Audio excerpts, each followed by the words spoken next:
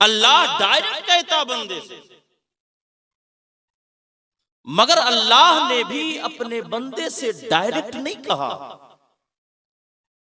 बीच में ना अपने महबूब को वसीला बना दिया। बेशक, सुभान अल्लाह, सुभान अल्लाह। आज दुनिया कहती है कि वसीला शिर्क है,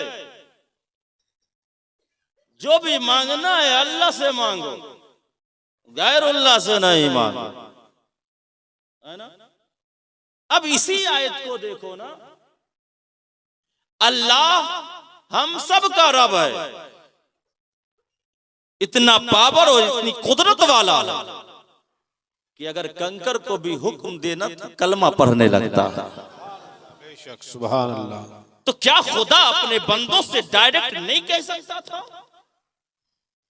कह सकता था, मगर अल्लाह ने इस बात को डायरेक्ट बंदों को नहीं कहा। कहा है तो अपने हबीब के वसीले से कहा है। बेशक। तो अब हमारा अकीदा मजबूत हो गया, जो अहले सुन्नत वल जमात का एक पुख्ता मजबूत अकीदा है, और इस अकीदे पर जो जीता है दुनिया ही उसी की अच्छी होती है, कब्र भी उसी का बेहतर होगा और आखिरत भी इंशाअल्लाह उसी का बेहतर। बेशक, सुभान अल्लाह। हम वसीला बनाते हैं, गलत है। अल्लाह खुद चाहता है कि बंदा मुझसे डायरेक्ट कुछ ना मांगे, अगर मांगना हो तो मेरे महबूब के वसीले से मांगे, क्योंकि दुनिया को बता दिया कि महबूब को बंदे ने वसीला नहीं बनाया है, महबूब को खुद अल्लाह ने वसीला बनाया। सुभान अल्लाह, सुभान अल्लाह। बेशक, महबूब को, प्यारे मुस्तफा को, विश्व नबी को, हम सब के नबी, हमने वसीला थोड़ी बनाया। अल्लाह ने अपनी बात हम तक पहुंचाने के लिए ना अपने महबूब को वसीला बनाया। अल्लाह पहुंचा रहा है हम तक कोई बात। कौन सी बात? ऐ मेरे बंदो, जब तुम पर खुदा का फजल हो ना, जब तुम पर अल्लाह रब्बुल इज्जत की तरफ से रहमतों का नुज़ूल हो, रहमतों की बारिश हो, तो जानते हो क्या क्या करो? गमगीन मत रहा करो, बल्कि खुशियां ही खुशियां मनाया करो। ये अल्लाह रब्बुल इज्जत का कलाम है, और अल्लाह अपनी बात, अपना कलाम डायरेक्ट बंदे को नहीं कह रहा। अल्लाह अपनी बात पहुंचा भी रहा है तो अपने महबूब के वसीले से पहुंचा रहा है। तो हमने बनाया तो क्या बनाया? अल्लाह खुद वो जात है जो अपनी बात को हम तक, बंदों तक पहुंचाने के लिए उसने अपने महबूब का वसीला बनाया और अपने बंदों को दर्श दे दिया। ऐ मेरे बंदों, जब दुआएं मांगनी हो, अपने दिलों की बात जब मुझ तक पहुंचानी हो, तो डायरेक्ट मत पहुंचाया करो, मेरे महबूब के वसीले से। सुभान अल्लाह। बेशक, मेरे महबूब के वसीले से पहुंचाया करो। तो अब हम जब भी दुआ करेंगे ना, तो अपने नबी के वसीले से दुआ करें, क्योंकि जब हमारी दुआ नबी के वसीले से होना तो अल्लाह उसे कबूल करता है। ये बात समझ में आ गई? अब चलिए एक चीज सीख लिए ना, ये वसीला क्या, वसीला क्या, वसीला क्या, इस आयत को याद कर लो। अब चलो, अगर कोई कहे नहीं समझ में आए ना, ये आयत हार्ड है, दुश्वार है मुखस्तो करना, दुश्वार है मुंह जबानी करना, दुश्वार है, मुश्किल है याद करना, तो उससे कहो कि सुन, कुरान के हर हर वर्त को उलटो, हर हर पेज को उल्टो, और जहां जहां तुम्हें कुल दिखे ना, जहां जहां तुम्हें कुल दिखे, कुल, तो समझ लो कि ये कुल फकत कुल नहीं है, ये कुल हमें अकीदा देता है कि मुस्तफा के बगैर खुदा मिल नहीं सकता, इसलिए खुदा को पाना हो तो मुस्तफा को पाओ, क्योंकि जो मुस्तफा को पा लेता है वो खुदा को पा लेता है। सुभान अल्लाह, बेशक सुभान। जो मुस्तफा को पा लेता है वही खुदा को पाता है। छोड़ो वो आयत, कुल या अय्युहल काफिरून याद नहीं है, कुल हुवल्लाह तो याद ही होगा, कुल आऊज़ु बिरब्बिल फलक तो याद ही होगा, कुल आऊज़ु बिरब्बिन नास तो याद ही होगा। तो जहां जहां कुल है ना वहीं वहीं वसीला। अब जब इतनी बात आप समझ गए तो थोड़ी देर के लिए आप अब इस आयत से हदीस की तरफ आए। अल्लाह रब्बुल इज्जत का फजल कितना बड़ा है। अल्लाह रब्बुल इज्जत का फजल इतना बड़ा है ना मुसलमानों, कि हम और आप अगर उसका तसव्वुर भी करें ना तो तसव्वुर में आ नहीं सकता है, क्योंकि जात ही लामहदूद है तो उसकी सिफात भी लामहदूद है। अब मैं आपको हदीस पाक की तरफ ले चलता हूं कि अल्लाह का फजल कितना बड़ा है। आपको मालूम है हदीस पाक आपने सुना होगा, एक शख्स था जिसने 99 कत्ल कर चुका था। एक मनुष्य, एक आदमी, एक शख्स जिसने 99 आदमी को मार डाला। उसके बाद उसने किसी से पूछा कि बताओ इस शहर में सबसे बड़ा, सबसे भालो, सबसे अच्छा आलिम कौन है, ताकि मैं उससे पूछूं जाकर मसला। किसी ने कहा कि देखो फला आदमी ना बहुत बड़ा अच्छा आलिम है। अब वो 99 कत्ल कर चुका था, चला गया। अब जाकर पूछने लगा, मैं 99 कत्ल कर चुका हूं, क्या अभी भी तौबा करने से मेरे गुनाह बख्श दिए जाएंगे? अब उस शख्स, उस आलिम ने कहा ना, 99 कत्ल कर चुके हो, अब तुम तौबा भी करो तो नहीं बख्शे जाओगे। और वो जानते हो किसका आलिम था? वो राहिब का आलिम था। फिर उसने 99 को 99 नहीं छोड़ा, क्योंकि वो सचिन तेंदुलकर नहीं था जो 99 पर आउट हो जाए। उसने सेंचुरी मार ली। 99 था ना अब तक, उसने 100 पूरा कर दिया, एक को और कत्ल कर दिया। जब मेरे गुनाह बख्शे ही नहीं जाएंगे तो 99 और 100 क्या फर्क पड़ता? उसने एक को और मार दिया। मारने के बाद फिर किसी से पूछा, कौन है इस शहर में कोई आलम, सबसे ज्यादा जानकार, सबसे भालो आलिम, बेहतरीन आलिम, मुफ्ती, मसला बताने वाला? किसी ने कहा, सुनो यहां से कुछ दूर पर चले जाओ, वो बस्ती ही ना अल्लाह वालों की बस्ती है।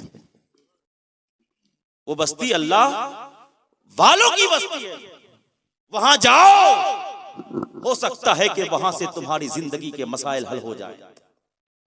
अब उस शख्स ने अपने दिल में इरादा किया कि मैं तो वहां जाऊंगा। कहां जाऊंगा? अल्लाह वालों के पास जाऊंगा। अब वो घर से निकला और आधा रास्ता वो सफर कर चुका, आधा रास्ता वो तय कर चुका, आधा रास्ता वो सफर कर लिया, और आधा रास्ता जो ही सफर किया ना उसकी मौत आ गई, वो मर गया इस दुनिया से। जहां मौत हुई ना तो जन्नत के भी फरिश्ते और जहन्नम के भी फरिश्ते दोनों हाजिर हो गए। जन्नत के फरिश्ते उसे खींच रहे हैं कि हम जन्नत की तरफ ले जाएंगे, और जहन्नम के फरिश्ते खींच रहे हैं कि हम इसे जहन्नम की तरफ ले जाएंगे। अब फरिश्ते फरिश्तों में तकरार हो गया। अल्लाह रब्बुल इज्जत के फजल करम से देखो, एक फरिश्ता आदमी की शक्ल में हाजिर हुआ, लिबास बशर में, इंसान की शक्ल में हाजिर हुआ। तो सारे फरिश्तों ने मिलकर के ना उसे जज मुकर्रर कर लिया कि तुम ही फैसला कर दो कि इसे हम किधर ले जाएं, जहन्नम की तरफ ले जाएं या जन्नत की तरफ ले जाएं। उस शख्स ने कहा, फरिश्ता था, आदमी की शक्ल इख्तियार किए हुए थे। उन्होंने कहा कि सुनो, जमीन नाप लो, अगर ये अल्लाह के वली के, अल्लाह वाले के, बस्ती के से करीब है ना तो ये जन्नत में जाएगा, और अगर ये अपने घर से करीब है ना तो फिर जहन्नम के फरिश्ते को इख्तियार है, वो ले जाएगा। अब नापना शुरू हुआ, जमीन की नपाई शुरू हुई। अल्लाह ने फरिश्तों को हुक्म दिया कि जाओ उस तरफ जिस तरफ अल्लाह के वलियों का दर है ना, उस तरफ से जमीन को सिमट दो। अल्लाह के फजल करम और उसकी कुदरत से जमीन सिमट दी गई। जमीन का सिमटना था। और दूसरी तफसीर में यह है कि जिस वक्त उस इंसान का जिसने सेंचुरी मारी थी उसका कत्ल हुआ, उसकी मौत हुई थी ना, मर गया था, उस वक्त उसने ना अपने सीने को घसीटते घसीटते थोड़ा आगे बढ़ते चला जा रहा।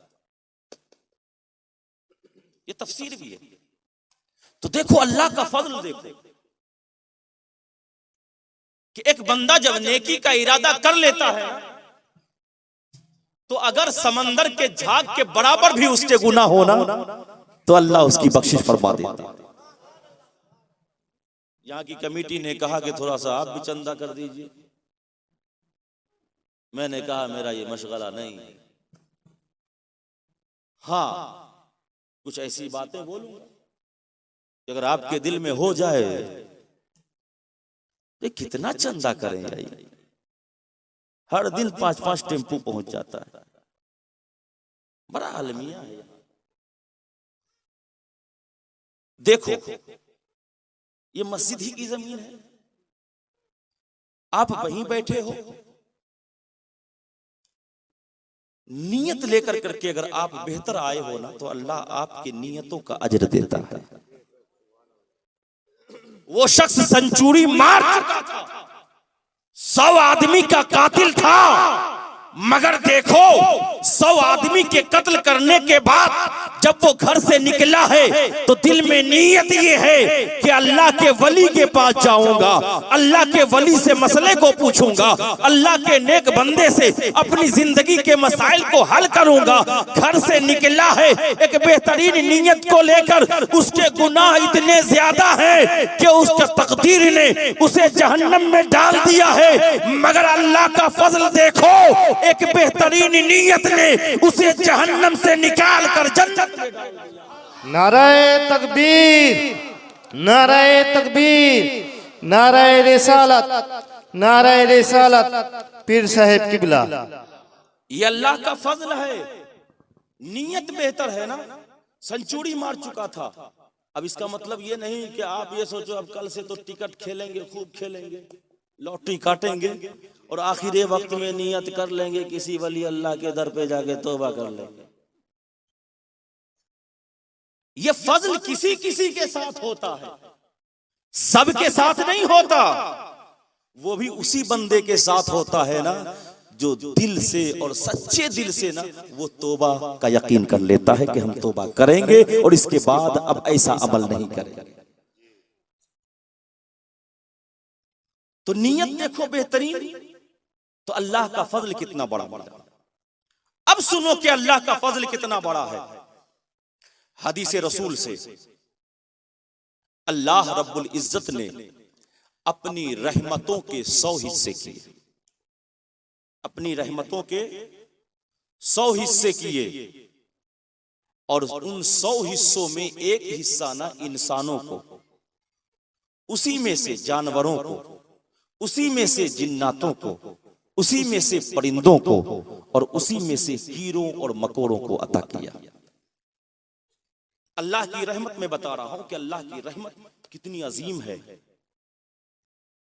अल्लाह ने अपनी रहमतों के 100 हिस्से किए और उन 100 हिस्सों में से एक हिस्से इंसानों को भी अता किए और उसी हिस्से में से जानवरों को भी अता किए, उसी हिस्से में से अजिन्नाओं जिन्नातों को भी अता किए और उसी हिस्से में जो आसमान और जमीन के बीच में उड़ने वाले परिंदों को भी अता किए और उसी हिस्से में जमीन के ऊपर और जमीन के नीचे रेंगने वाले कीड़े और मकोड़ों को भी अता किया।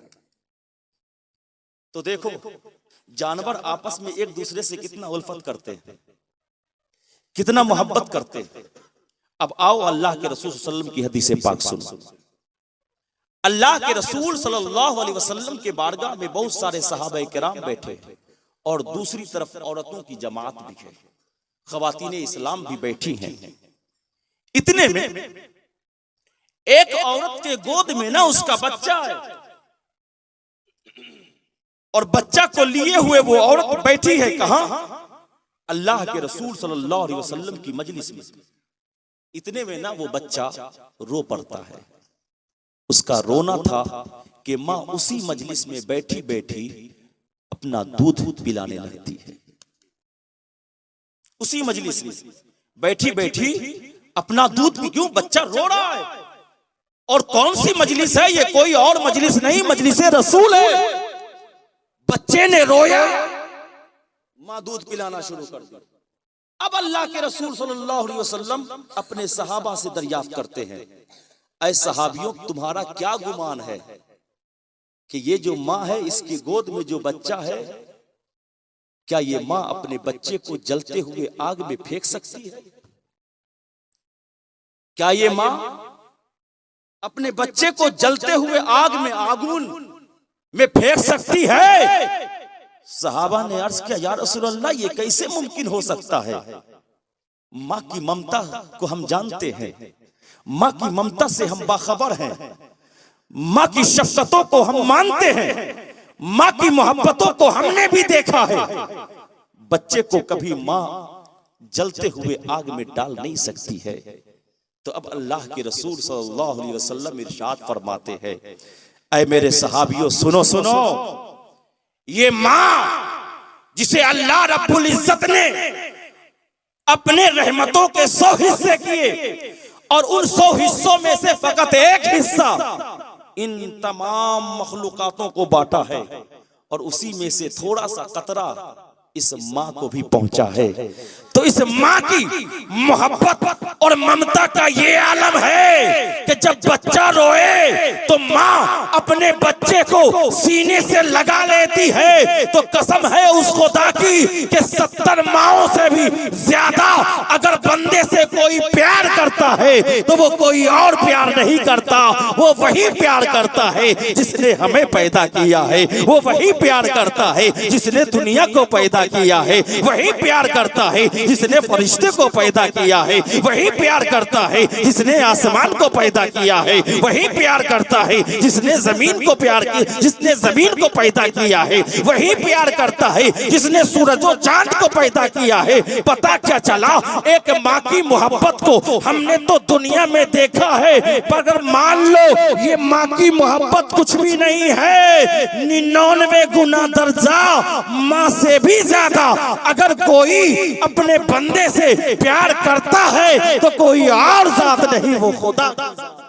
सुभान अल्लाह, सुभान अल्लाह, खुदा बहुत खूब, वो रब की जात है। माँ की मोहब्बत देखिए कितनी है, अपने बच्चे को कभी आगुन में डालेगी, जबकि अपनी रहमतों का एक हिस्सा दिया। तो माँ अपने बच्चों के हक में इतनी मुहिब हो गई, इतना मोहब्बत करने वाली कि अगर बच्चा बदमाशी भी कर देना और माँ बच्चे को थोड़ी देर के लिए डांट दे, बच्चा बाहर चला जाए, फिर वही बच्चा घर को वापस आए ना तो माँ फिर से सीने से लगा लेती है। ये माँ की फितरत है, माँ का दस्तूर है, माँ का नेचर है। अगर वो गुस्सा भी होती है ना तो थोड़ी देर के लिए होती है। तो इस माँ से तो 99 गुना ज्यादा रब हम जैसे गुनहगार बंदों से प्यार करता है। इसलिए अपने गुनाहों को खुदा के हुजूर में पेश करो और पेश करने के बाद तौबा करो, इस्तिग़फ़ार करो, माफी मांगो।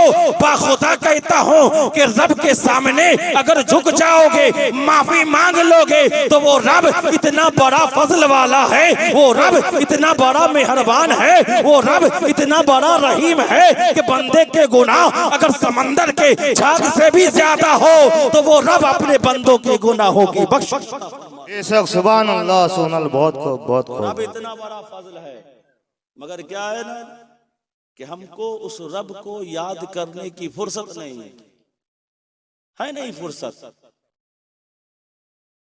मस्जिद बनाना बहुत आसान है, मगर मस्जिदों को आबाद करना ना बहुत मुश्किल है।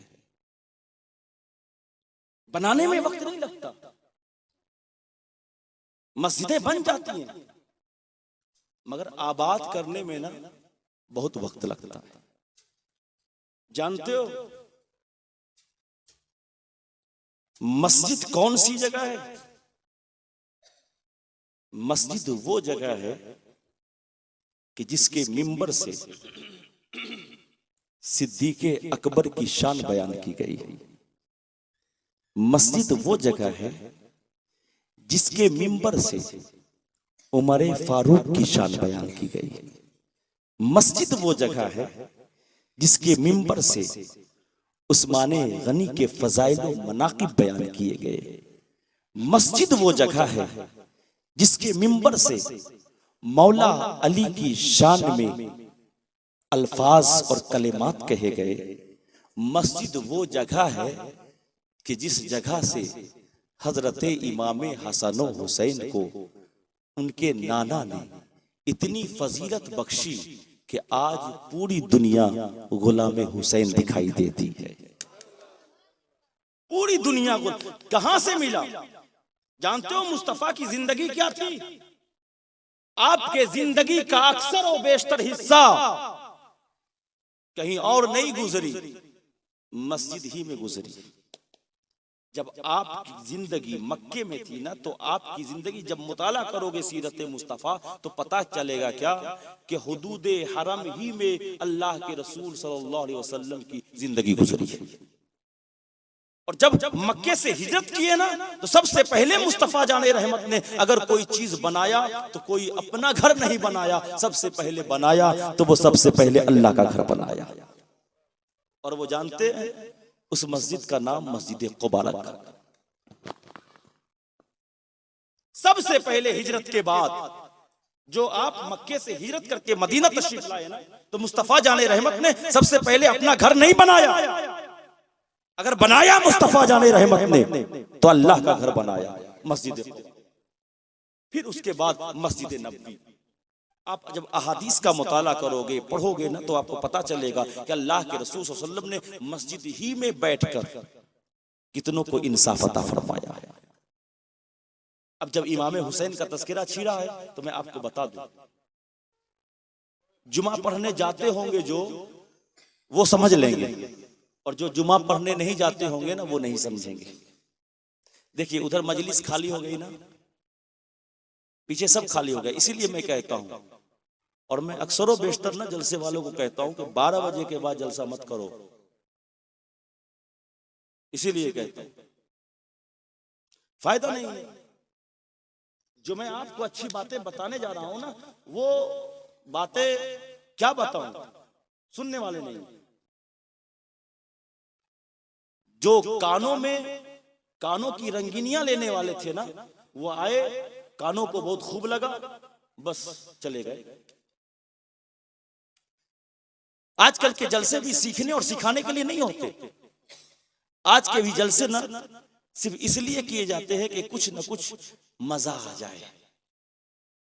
यूट्यूब पर सुन करके फलां को बुलाओ, बहुत अच्छा लगता है। तो अच्छा लगने के लिए जलसा करते हो क्या, कि कुछ सीखने के लिए?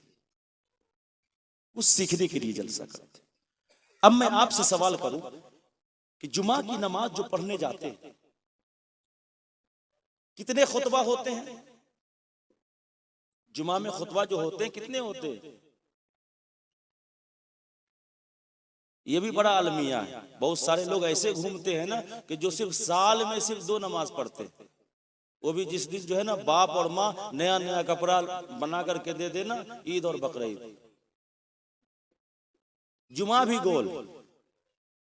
तो हम क्या जानेंगे कि जुमा में कितने खुतबे होते। और दूसरी बात, जब देखेंगे कि 1 बजे जो है जमात का टाइम है खड़ी होने का, तो वो घर से 1 ही बजे निकलेगा। हम पहले जाकर के मस्जिद में क्यों बैठे? क्यों हम टाइम बर्बाद करें मस्जिद में जाकर? 2 खुतबे होते हैं, 2। एक खुतबा को खुतबा ऊला कहा जाता है और दूसरे को खुतबा सानी कहा जाता है। इन दोनों के दरमियान में इमाम साहब वक्फा करते हैं, बैठते हैं थोड़ी देर के लिए। जानते हो ये बैठना किनकी सुन्नत है? ये बैठना किसी और की नहीं, हम सब के नबी मोहम्मद मुस्तफा की सुन्नत है। वजह क्या है बैठने की? खुतबा ही तो था, एक ही बेर उठते, शुरू से लेकर आखिर तक पढ़ देते, फिर जमात पढ़ा देते। ये बीच में बैठने की वजह कैसे? तो सुनो, अल्लाह के रसूल सल्लल्लाहु अलैहि वसल्लम जुमा का खुतबा दे रहे थे। इसी असने में छोटे छोटे दो नन्हे नन्हे पांव से चलते हुए मस्जिद नबी में तशरीफ लाए। एक का नाम हसन था तो दूसरे का नाम हुसैन था। छोटे से बच्चे थे, जुमा का दिन था, लड़खड़ाते हुए कदमों से जा रहे थे। मुस्तफा जाने रहमत के दिल में खदशा पैदा हुआ कि कहीं ये मेरा लाडला, मेरा लख्ते जिगर कहीं गिर न जाए। अल्लाह के रसूल सल्लल्लाहु अलैहि वसल्लम ने खुतबे को रोक दिया। बढ़े इमाम हसन की तरफ और इमाम हुसैन की तरफ, उन दोनों को अपने गोद में लिया और फिर मिंबर के आगे में जाकर बैठाया। फिर आपने खुतबे को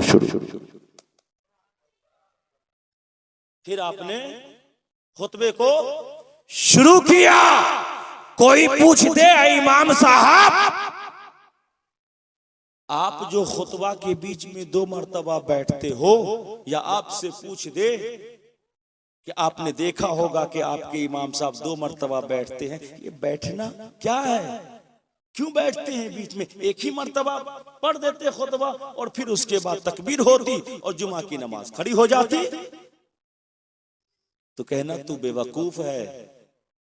इबादत अगरचे खुदा की होती है ना, पर हकीकत में इबादत में जो इताअत होती है ना, वो महबूबे खुदा की होती है। इबादत खुदा की होती है, पर उस इबादत में इताअत और नकलें जो होती है, वो मुस्तफा या फिर खुदा जिसे चाह लेता है ना, उसी की अदा हुआ करती है। तो यहाँ मस्जिदों में जो इमाम खुतबे उला के बाद बैठते हैं, ये बैठना मुस्तफा की सुन्नत है। और मुस्तफा क्यों बैठे? इसलिए बैठे, मुस्तफा के दिल में हुसैन ख्याल आया तो कयामत तक जितने इमाम जुमे के दिन में 2 खुतबे के दरमियान बैठेंगे, गोया बैठना उनका होगा, ख्याल किसी और का नहीं। इमाम हसन ख्याल उनका नहीं, इमाम हसन और हुसैन का होगा। तो आज के बाद आप जब भी जाओगे ना मस्जिद, तो आपको जरूर ख्याल आएगा, है ना, कि ये बैठना है ना, ये ख्याले हुसैन में बैठना है, ये ख्याले हसन में बैठना है मुसलमानों। इसलिए कुछ जिंदगी के मसाइल को आप सीखें। अब मैं आपसे कहूं, अल्लाह का फजल और उसकी रहमतें ना बहुत अजीम है। इसलिए अल्लाह का फजल और उसकी रहमतें जब आपको नसीब हो, जब आपको मिले, तो अल्लाह का शुक्रिया अदा किया करो, खुशियां मनाया करो। बेटा हो फिर भी खुशियां मनाओ, और बेटी हो फिर भी खुशियां मनाओ, क्योंकि बेटी भी खुदा की रहमत है और बेटा भी अल्लाह ही की नेमत है। होता है कि नहीं? बेटा पैदा हुआ तो लड्डू खिला रहे हैं, और बेटी पैदा हुई तो पता ही नहीं चला कि बाप कहां छुप गया। हाँ, ऐसा होता है। चाहे बेटी हो या बेटा, वो तो आपने ना बेटियों को जहमत बना दिया, वरना हकीकत में बेटी जहमत नहीं है। बेटी तो खुदा के घर की भी रहमत है। बेटी हर हर घर की रहमत है। अल्लाह जिस घर में अता कर देना, वो घर खुद रहमत का गहवारा बन जाता है। सुनो, जब बेटी की बात आई, मैं तो लोगों का मुंह पढ़ करके मैं बोलता हूँ, और जब लोग नजर नहीं आता है ना, तो मेरा मूड खुद किरकिरा हो जाता है। हजरत जुन्नून मिस्री है, आहिस्ता आहिस्ता सुन लो कुछ अच्छी बातें। हजरत जुन्नून मिस्री अल्लाह के ना एक बहुत बड़े वली गुजरे। ये बहुत अच्छी किताब है, अदब की किताब है, दरसे निज़ामी में वो किताब चलती है। उसी किताब में ये एक वाक़िया है, बहुत मुस्तनद वाक़िया है। कलयुगी जो पढ़े होंगे वो जानते हैं, कलयुगी एक किताब है, अदब की किताब है। हजरत जुन्नून मिस्री एक अल्लाह के वली गुजरे। आप ना अपनी छोटी सी बच्ची 8 साल की बच्ची को लेकर माछ मारने गए। आपके गढ़ में बोल रहा हूं, आप ही के हिसाब से बोल रहा हूं। आप भी जाते हो ना माछ मारने। यहाँ 60-70% ऐसे आदमी हैं जो अपने हाथों से भी माछ मार करके खाते हैं, क्योंकि हर 10 घर के बीच में ना एक तालाब जरूर होता है। तो हज़रत जुन्नून मिस्री ने अपनी 8 साल की बच्ची को लेकर के कहाँ गए? मछली मारने। कहाँ? समंदर में। तालाब में मछलियां तो आप बहुत जल्द और ज्यादा मार लोगे, लेकिन समंदर में मछली मारने जाओगे ना तो घंटों कोशिश करते रहोगे तो बहुत कम हासिल होता है। तो हज़रत जुन्नून मिस्री न गए। कहाँ? जब बेटी की बात आई तो मैं कह दे रहा हूं, समंदर में मछली मारना। आप घंटों कोशिश करते रहे ना तो आपके जाल में बहुत घंटे के बाद एक मछली फंसी, और आपके साथ छोटी सी बच्ची थी, आपकी बेटी थी, 8 साल तकरीबन कमोबेश उसकी उम्र थी। उसने देखा कि मछली जाल में फंसी है। वो लपकी मछली की तरफ दौड़ी कि सबसे पहले मछली को ना मैं निकालूंगा, सबसे पहले मैं निकालूंगा। आपका भी लड़का अगर 6 साल 7 साल 8 साल का हो ना तो उसे भी देखने में बहुत बेहतर लगता है, अच्छा लगता है, और वो चाहता है कि इस मछली को मैं अपने हाथों से पकड़ूं। कुछ बच्चे तो डरपोक होते हैं जो मछली को देख करके भाग जाते हैं, और कुछ ऐसे होते हैं जो उसे हाथों में लेकर के उसे खूब गौर से देखेंगे, है ना। तो हज़रत जुन्नून मिस्री जब कई घंटे आप समंदर में मछली में जाल फेंकने लगे ना मछली मारने के लिए, तो कई घंटे के बाद ना एक मछली फंसी। आपकी बच्ची 8 साल की बेटी ना उसकी तरफ लपकी कि उसके पकड़ूं, मैं ही पहले जाल से निकालूं। तो बाबा थे, छोड़ दिया कि लो निकालो। उस बच्ची ने ना उस मछली को निकाला। निकालने के बाद उसने अपने हाथों में लिया, और हाथ में लेने के बाद वो देखती क्या है कि वो मछली के होंठ ना होंठ हिल रहे हैं। वो मछली के होंठ हिल रहे हैं, और जाहिर सी बात है आप भी जब भी तालाब से मछली निकालोगे ना उसके होंठ हिलेंगे। वो पानी को चाहेगी, तो पानी को जब चाहेगी ना तो उसके होंठ ऊपर नीचे होंगे। बच्ची ने क्या समझा नहीं समझा, उसने क्या किया, मछली को फिर से दरिया में डाल दिया।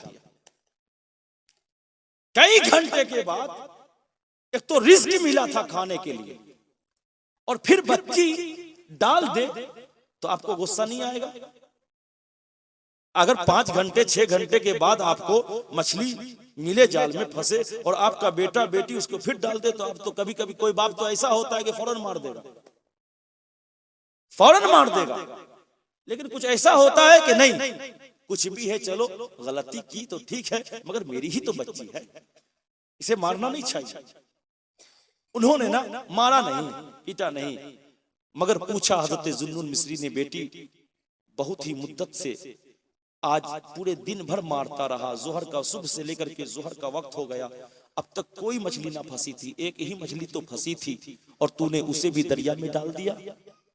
उस बच्ची का देखो अल्लाह पर ईमान और अल्लाह पर यकीन देखो, और आप ये सोचो कि हमारा यकीन अल्लाह पर कितना है।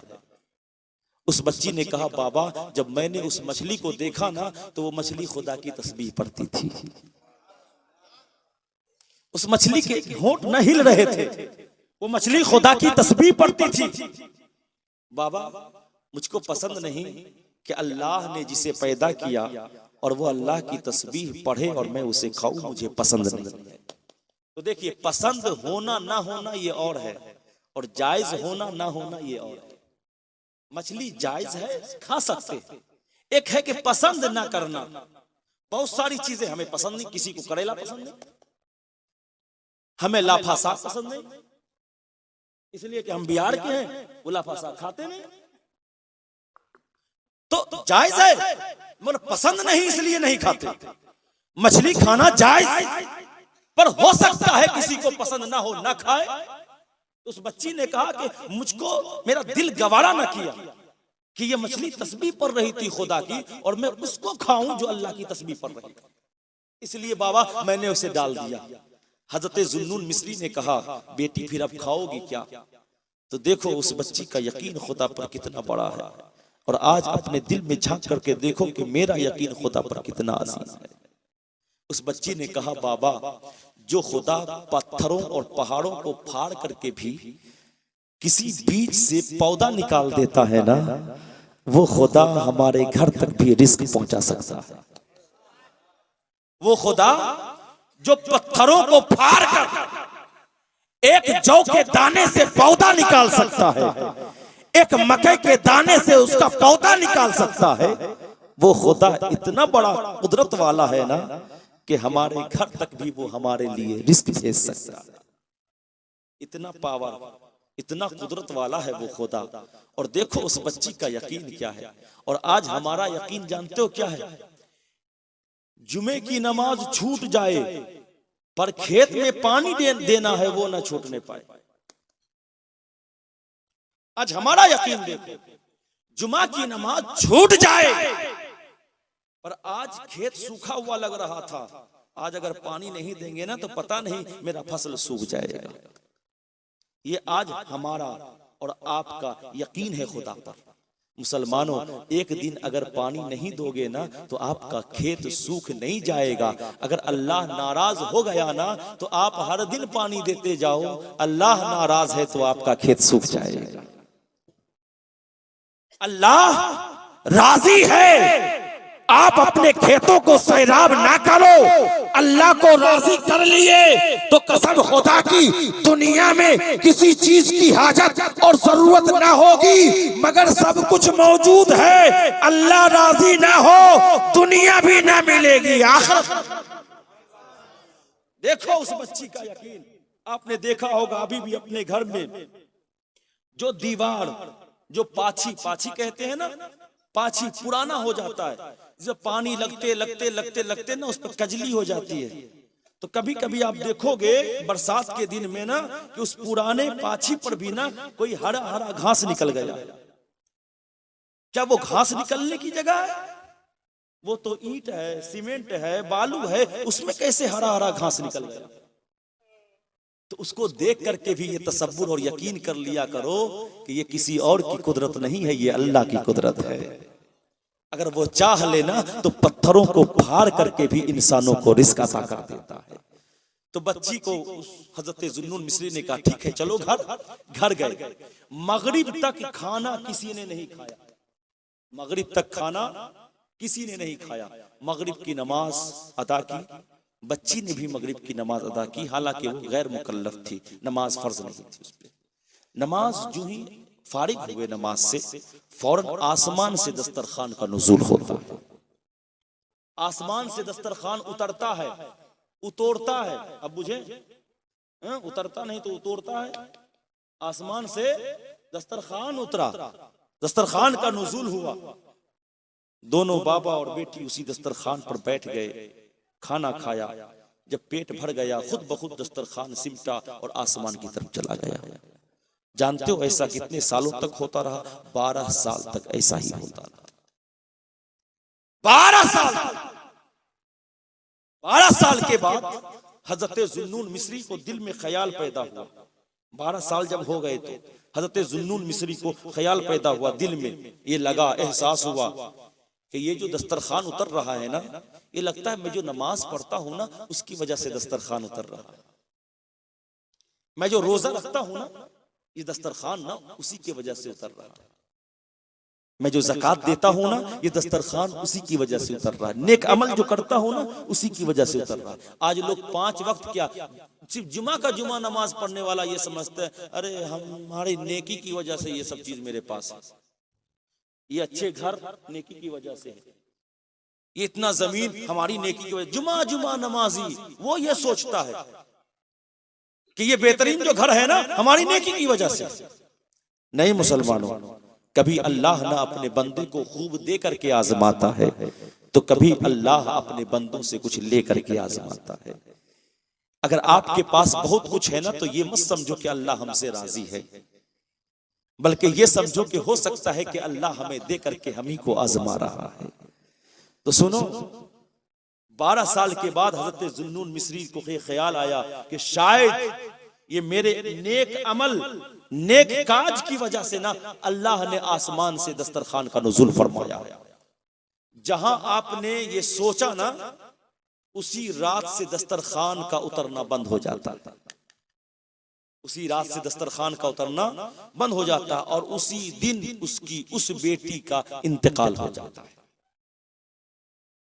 वो जो बच्ची थी ना 8 साल की, अब 12 साल के बाद 12, 8, 20 जवान 20 साल की बच्ची वो इंतकाल कर जाती है और उसी रात से वो दस्तरखान का उतरना बंद हो जाता है।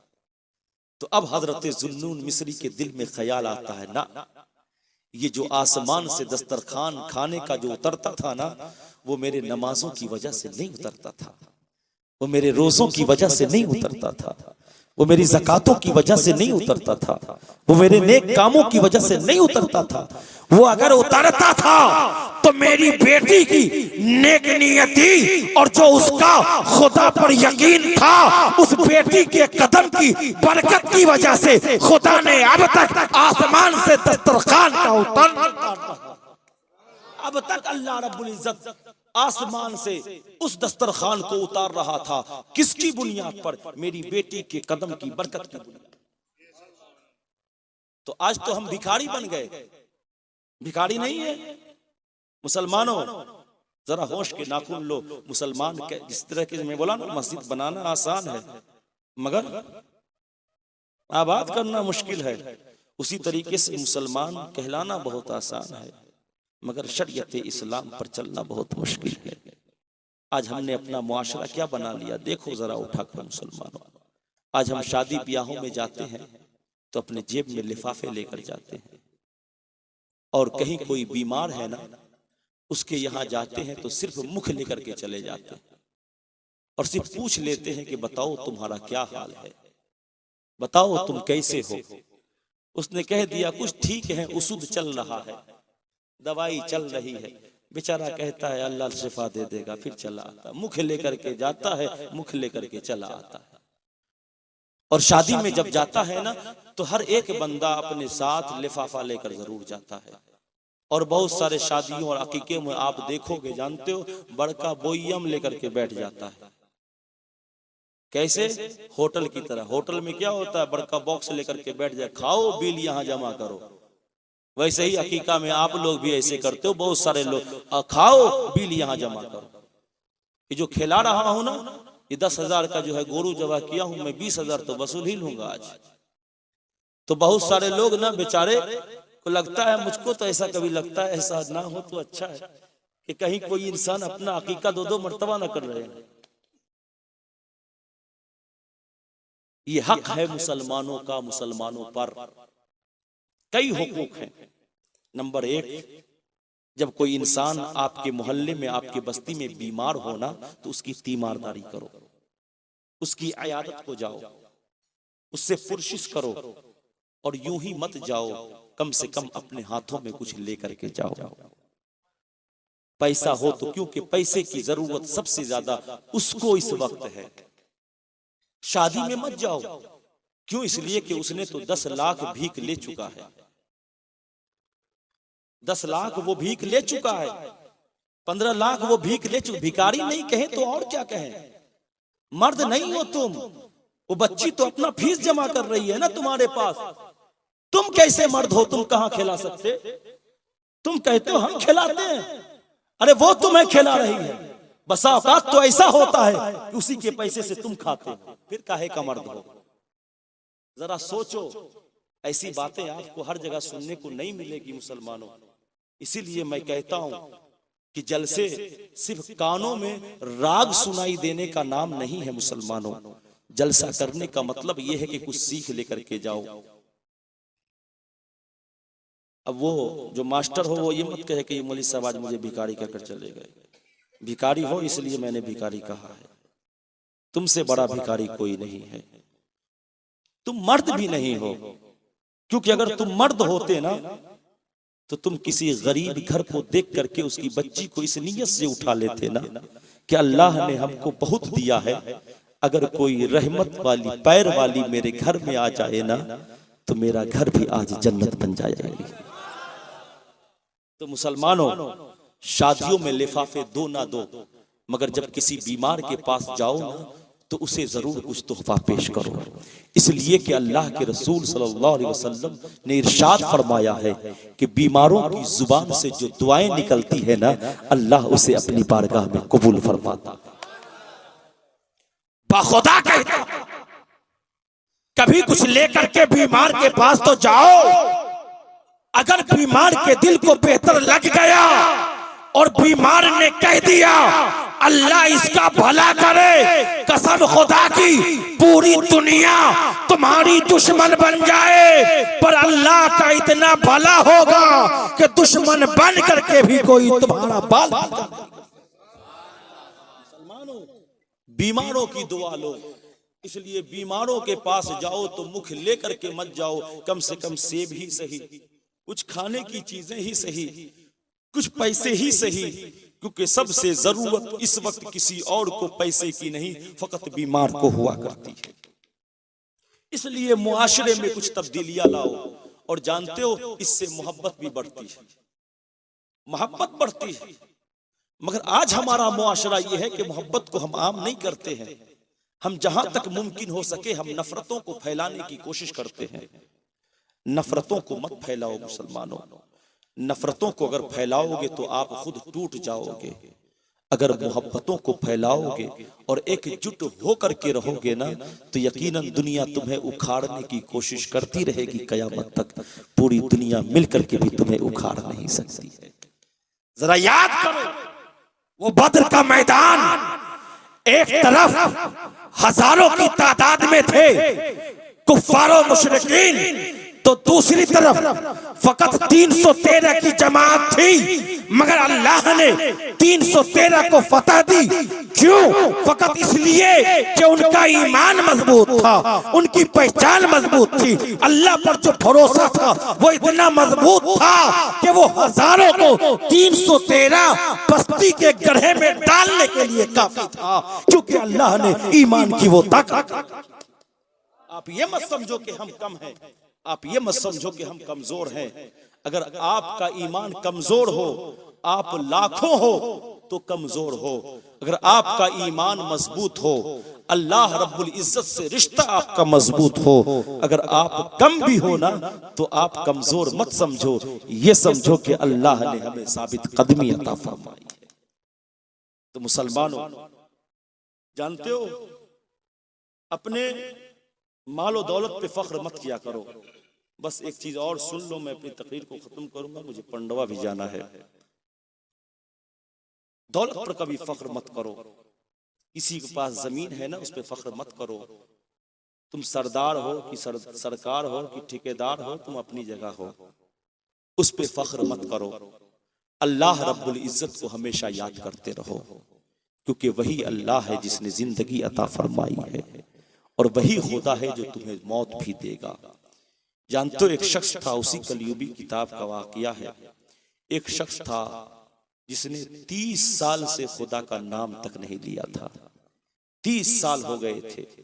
क्यों? इसलिए कि अल्लाह ने उसे बहुत सारी नेमतें अता की थी, बहुत सारे जमीन जायदाद सोने चांदी सब कुछ दिया था, मगर 30 साल से उस बंदे ने अल्लाह का एक भी बार नाम नहीं लिया। मैं फिर से वही अपने मौजू ही पे आ रहा हूं कि अल्लाह का फजल देखो कितना बड़ा है। वो अल्लाह अल्लाह हो करके अपने बंदे से कितना प्यार करता है, और हम बंदा बंदा हो करके के भी उस खुदा से उतना प्यार नहीं करते हैं। 30 साल हो गए उस बंदे ने खुदा का नाम नहीं लिया। फरिश्ते अल्लाह के हुजूर में आए और अल्लाह से अर्ज किया, ऐ बारे इलाहा, तेरा एक दुनिया में बंदा है, 30 साल हो गए जिसने तेरा अब तक नाम नहीं लिया है। ऐ अल्लाह, उसके साथ क्या फैसला होगा? अल्लाह रब्बुल इज्जत ने इरशाद फरमाया, ऐ फरिश्तों सुन, मैंने उसे अपनी तरफ से इतनी नेमतें अता कर दी है ना कि वो मेरा बंदा मेरी नेमतों से इतना ज्यादा मोहब्बत करने लगा कि वो नेमतों को मोहब्बत करते करते ना नेमत देने वाले ही को भूल गया है। मेरी नेमत से वो इतना ज्यादा प्यार करने लगा ना कि खुद जिसने नेमत दिया है ना उसे ही भूल गया। एक एग्जाम्पल सुन लो, कर्ज देने वाला जो होता है ना, कर्ज देने वाला को तो याद रहता है कि हमने फलां को कर्ज दिया है 10,000 टका, लेकिन कर्ज लेने वाले को याद नहीं रहता। वो चाहता है कि जिससे लिए हो ना वो भूल जाए, है ना, और जिसने दिया है ना उसे याद रहता है, और जो लिया हो देख लेगा उधर से आ रहा है तो रास्ता बदल देगा। बहुत ऐसा होता है। तो मुसलमानों ऐसा मत करो, ये इस्लाम की फितरत नहीं है, ये मुसलमानों की पहचान नहीं है। तो अल्लाह ने इरशाद फरमाया, सुनो मैंने उसे बहुत सारी नेमतें दी ना, और मेरी नेमतों से इतना ज्यादा वो मोहब्बत करने लगा, इतना ज्यादा वो मोहब्बत करने लगा ना कि उस नेमत देने वाले ही को भूल गया है। क्या तुम देखना चाहते हो, अगर मैं चाह लूं ना फरिश्तों तो वो एक सेकंड में मेरा नाम लेने लगेगा। अगर मैं चाहा नहीं हूं, ढील दे रखा हूं कि देखता हूं ये मेरा बंदा मेरी नेमतों में कितना मुझे भुलाता जाता है। और आज भी बहुत सारे ऐसे बंदे आपको मिल जाएंगे, अरे मेरे पास तो 5 तल्ला बिल्डिंग है, मेरे पास तो कई बीघा जमीन है, जायदाद है, सोने है, चांदी है। अरे अल्लाह को अगर हम पसंद ना होते तो थोड़ी इतना होता। आज लोग यही सोचते। नहीं मुसलमानों, अल्लाह ने फरमाया फरिश्तों देखना चाहते हो, वो फौरन मेरा नाम लेगा। फरिश्तों ने कहा है अल्लाह मैं देखना चाहता हूं कि जो 30 साल से तेरा नाम नहीं लिया है वो अब कैसे लेगा।